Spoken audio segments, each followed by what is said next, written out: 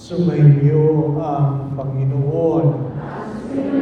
Ang mabuting balita ng Panginoon ayon kay San Mateo.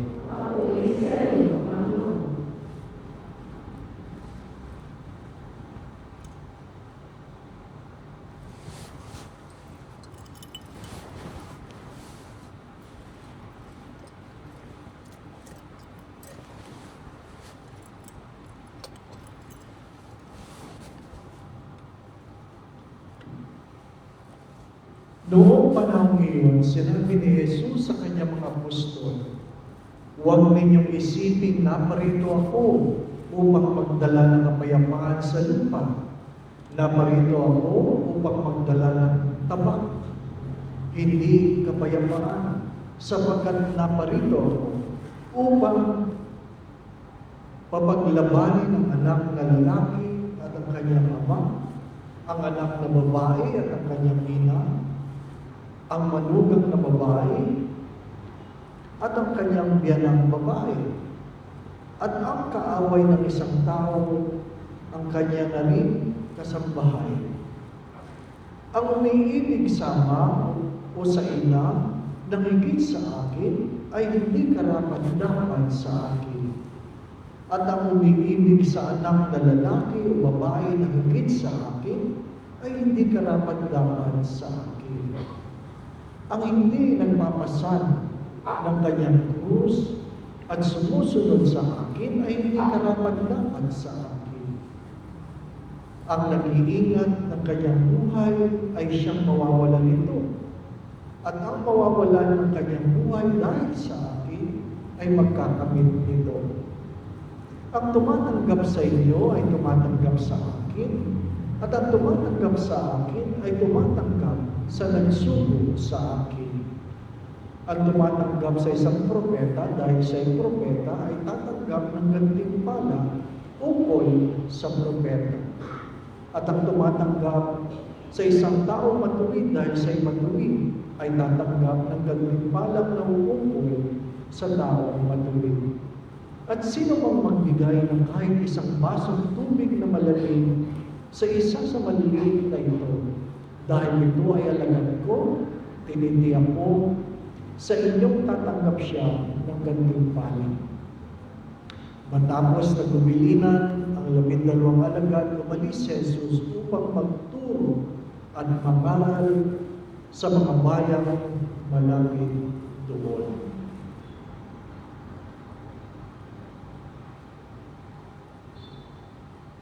Mga minamahal na kapatid, ang mabuting balita ng ating kaligtasan.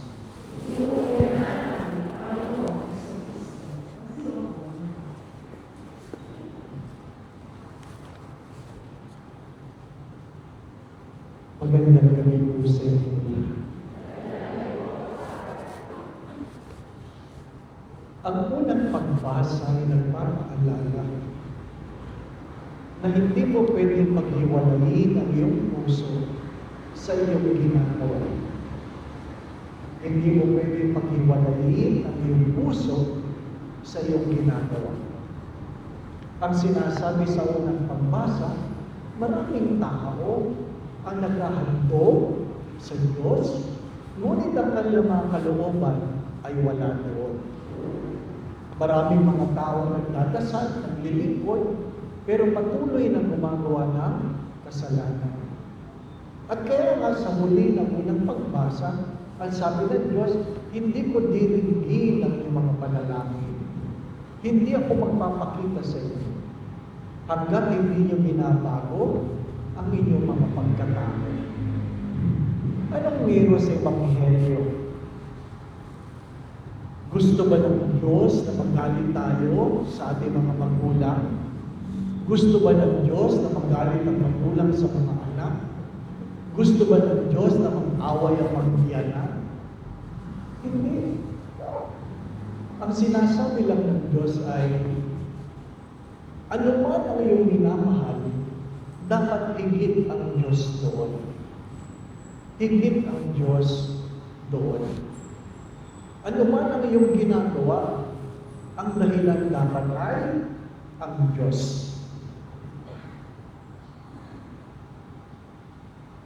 Gusto ba ng Diyos na mayroong hiniwaan? Gusto ba ng Diyos na mayroong pagkakahiwa-hiwalay? Hindi. Pero, ang gusto ng Diyos, pinili mo ang iyong ginagawa. Pinili mo ang iyong ginagawa. Ano ibig sabihin po nun? Hindi yung ginagawa mo lang yan dahil basta. Alam mo nila, may mga tao, ba't ka nagsimba? Basta. Ano po? Ba't ka nagbigay? Basta. Ano po? Ba't ka nag-serve? Basta. Wala lang. Di mo ba na? Ayaw natin tayo namimili. Bakit? Takot tayong magkamali. Pero, sa araw na ito, pinapaalalahanin tayo ng Diyos na sana pinili mo. Sana pinili mo para maintindihan mo ninyo. Yung mga may asawa dito, yung mga misis, na ang mga mister nila, na kanilang pinakasalan, ay dahil wala namang ibang nanligaw sa kanila. Naintindihan mo ninyo? Yung pinakasalan mo, yan, dahil wala namang ibang nanligaw, hindi kayo namili. Pinagtyagaan nyo yan, di mo ba naman? Kasi wala kayong pinagpilihan. Kung dalawang manliligaw, namili kayo. Hindi mo ba? Pero kung walang ibang nanligaw, hindi kayo namili. Nagtyagaan kayo. Di mo ba naman? Yung mga lalaki din, kung wala silang ibang niligawan, kayo lang, ay hindi rin kayo pinili, pinagtyagaan kayo. Di mo ba na? Medyo masakit yun, di mo ba na?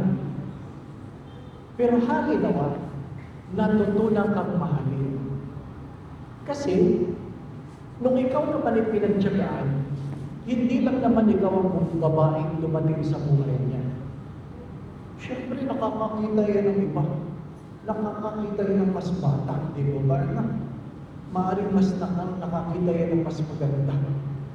Pero, nanatili siya sa iyo kasi pinili kanya.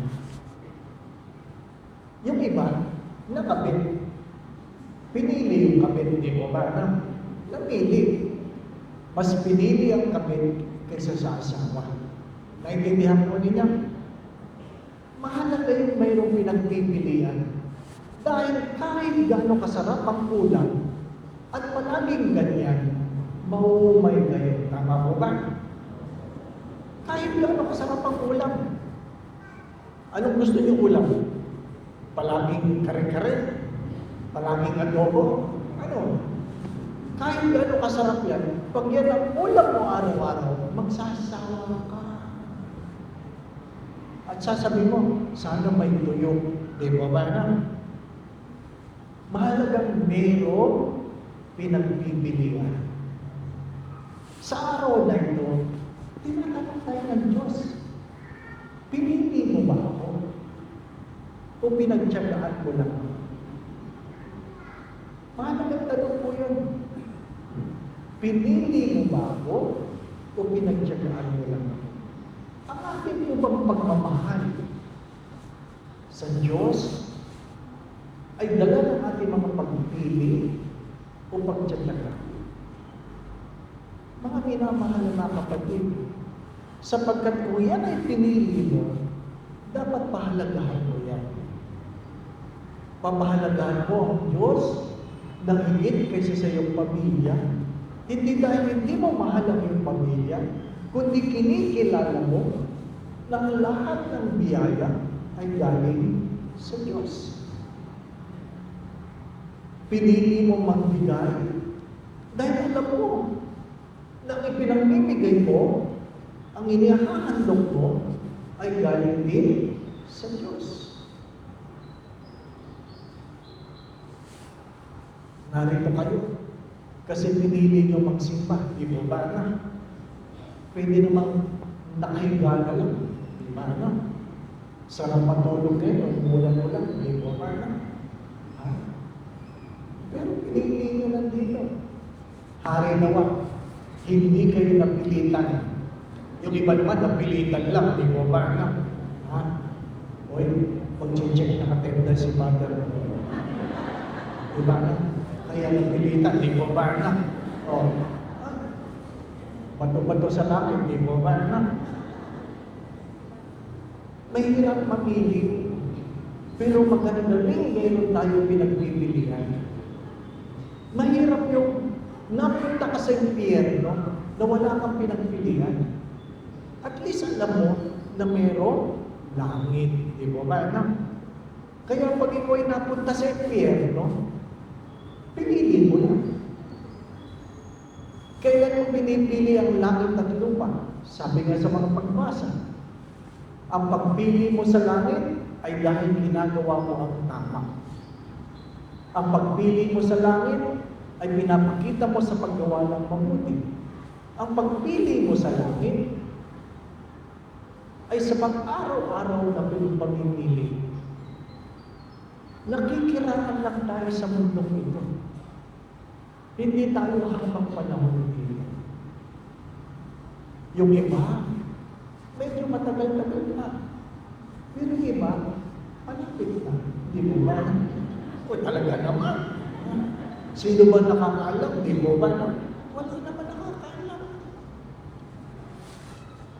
Magbe-birthday ang aking kapatid sa July 15. Ano po? Pero last year, 65 lang siya. Nagpunta lang siya sa hospital. Masakitan siya. Alas 9 ng umaga. Alauna, patay na. Sa sakit lang ng tiyan. Na nagte-text pa kami, nagbibiroan pa kami. At sabi ko, sige, puntahan kita. Hindi ko na inabot. Hindi ko na inabot sa hospital. Pagdating ko, nakabalot na. Kaya, nung binuksan yung balot, ang unang tanong ko sa kanya, ba't naman nagmamadali ka? Kasi, kung matanda na yung patay, sasabihin nyo, ay matanda na eh, di ba ba lang? Matanda na, sadyang ganyan yan, malapit na talaga, di ba ba lang? Pag matanda na, sasabihin nyo, ay, namatay din, di ba ba lang? Diba? Ang biro ko nga sa isang parapiyano ko, na 10 taon na nakahiga. Nung mag-birthday, sabi ko, nanay, ano gusto mong pa-birthday? Sabi niya, sana, bigyan ba ako ni Lord ng panibago 10 taon? Sabi ko, hindi kayo napapagod humiga. Sabi ko, hindi ba, okay lang. Diba? Sabi ng caregiver, di ko na kaya. Diba?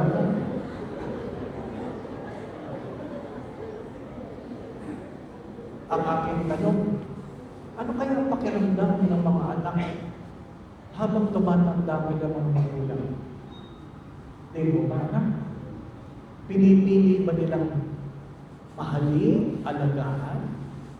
O kasama na sa panalangin na sana kunin na Lord? Di ba? Ayaw na ng mga anak na magtiis, magtiyaga, mag-alaga na matandang magulang. Na kung saan, nakalimutan nila na nung sila'y maliliit, pinagtsatsagaan sila na kailang mga magulang. Pinagtitiisan. Na kung saan, ayaw nilang kausapin na kailang matandang magulang kasi paulit-ulit. Kayo naman nanay, paulit-ulit. Nakalimutan nila, nung sila'y maliit, paulit-ulit din sila. Di mo ba? Yung nirereklamo natin sa matatanda, ganun tayo maliliit. Pero bakit tayo inaruga ng ating mga magulang? Pinili tayo. Pinili ng mga magulang na arugain ng mga anak. Ang malungkot na kwento ay hindi lahat ng anak inaaruga ang magulang. Di mo ba? Sapagkat ang pagmamahal ay isang pagpili Sa unang pagbasa, hindi lang yung gumagawa ka ng mabuti. Sana pinili mo ang pagmamahal na pinapakita sa iyong ginagawa. Nasabi ko na ito pero maganda sabihin. Ang alin, hindi lahat ng anak tanggap ang magulang. Ano ibig ko sabihin? Ang bahay ng magulang ay bahay ng anak. Pag dumadating ang anak, diba? Kumain ka na ba? Pagod ka ba? Anong gusto mo? Tanggap ng magulang sa kanyang bahay ang kanyang mga anak. Pero hindi lahat ng anak tanggap ang magulang sa kanilang mga bahay. Di mo ba, anak? May mga anak pag bumibisita ang magulang, sabi ng anak, ba't ito yun? Ano na naman ang hihingi niya? Bigyan mo lang para umalis. Di mo ba, anak? Walang magulang na pinagtabuyan ng anak. Pero may mga anak na pinagtatabuyan ang magulang. Yan ang katotohanan. Bakit? Nawala ang pagmamahal.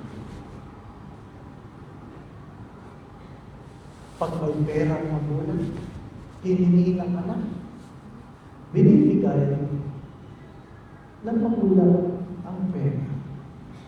Pero pag ang magulang ay humingi ng pera sa anak, ano sabi ng anak?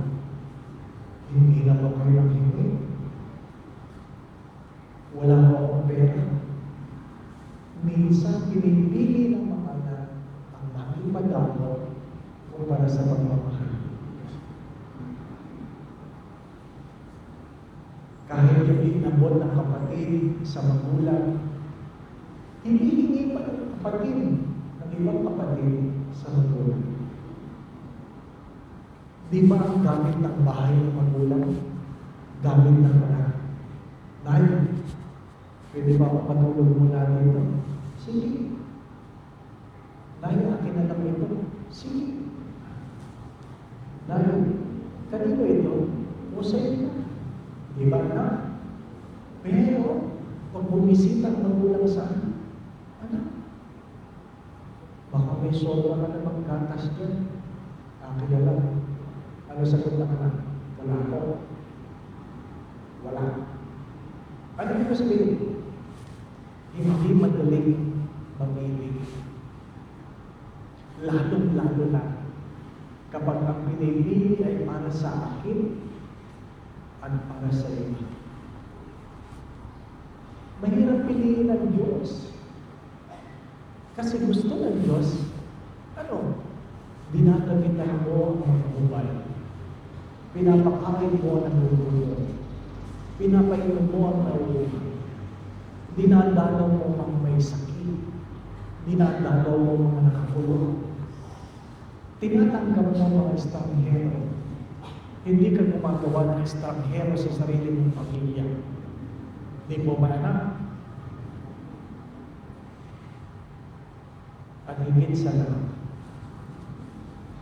inililibig mo ang may sakit.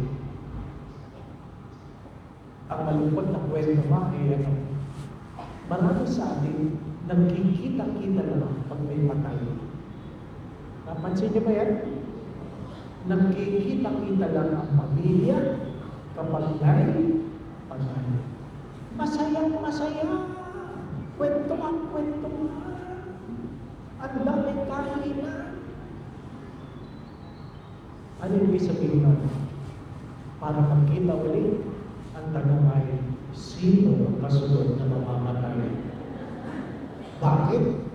Ayaw natin magkita ng regular na araw. Kasi pinipili natin ang luho kumpara sa pamilya. Ang maalala nga sa unang pagbasa, huwag mo aasahan na ikaw ay aking pagpapalaki kung hindi mo ako pinipili una sa lahat.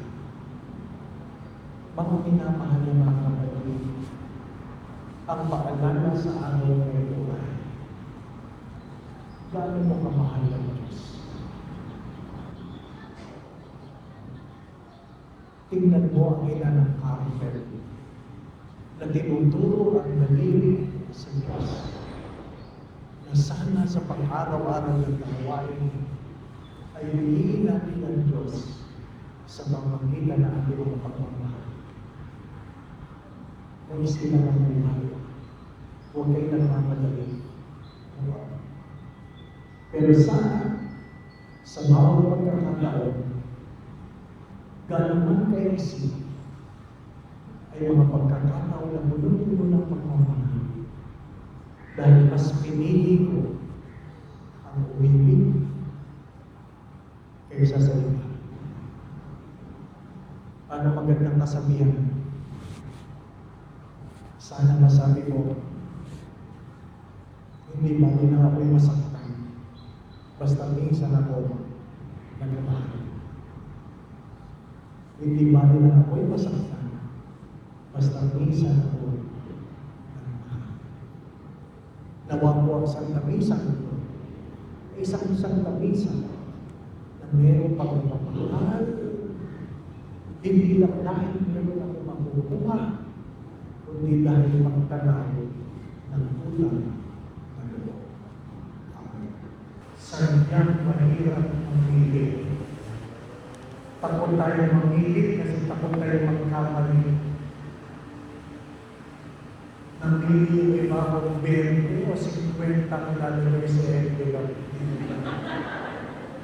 Pwede naman isang daan. Pwede rin 500, 1,000, di ba ba? Pero iba pinili lang yung pinakamaliit. Pero kung gusto niyong dagdagan, pwede ba? Hindi ba huli ang lahat? Mahirap mamili. Pero dapat pinagpapasalamat natin na tayo ay nakakapagpilipan.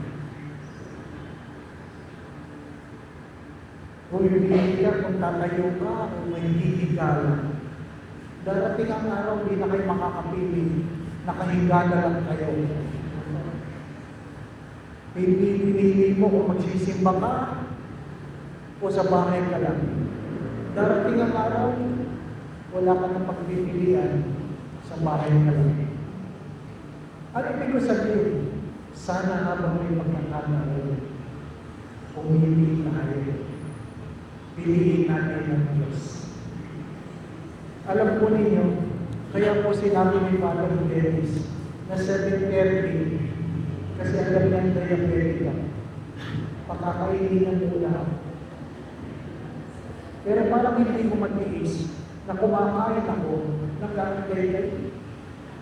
Kaya pipiliin ko, baka naman pwede pa ako, tuloy na lang. Ano po? Ha? Pagkatapos, tuloy-tuloy na, ano po? At least, pinili natin, di mo ba na?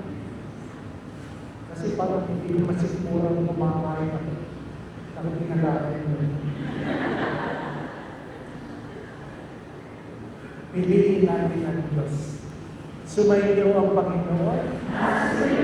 At pagpalain kayo at inyong mga pamilya sa ngalan ng Ama, ng Anak, at ng Espiritu Santo. Amen. Ngayon na natin ang Santa Misa, kumari tayo mahalin at paglingkuran ang Diyos. Salamat.